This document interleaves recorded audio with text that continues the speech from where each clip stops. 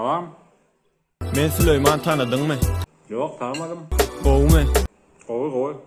Koy. Hemmet atqawy. Gelin oturun mı tanışalım. Hava ne için geldiniz? Yatın çıkartın näme üçin bäri gelenim için.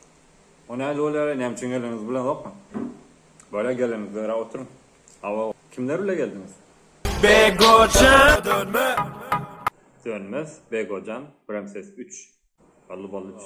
Mekan men. Siz ne mi? Sizin adınız ne mi? Men Süleyman. Peter. Ha, Süleyman mı?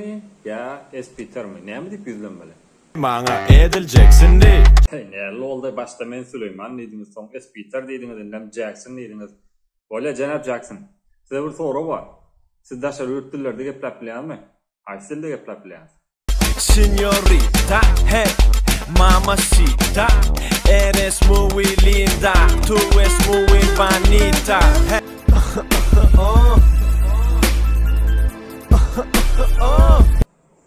Haysiz dilde gepledin, İspanca dedim mi? Berekallah. Bu gepleyen ekleyin.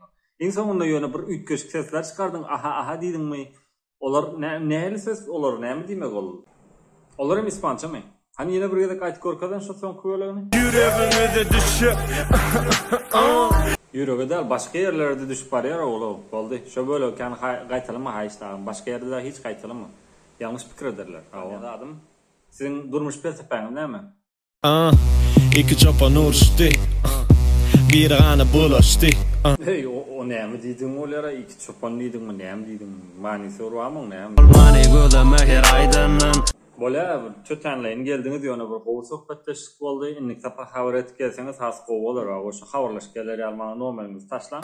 701 niye mi? 88 şunu alalım numara. Maşin numara neredeydi? Sağ ol goodbye.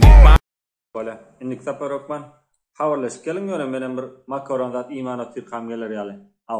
Ava. Yaşı böyle hoş. Manga Jackson D, Manga Jackson D, Manga Jackson D, Manga Jackson D.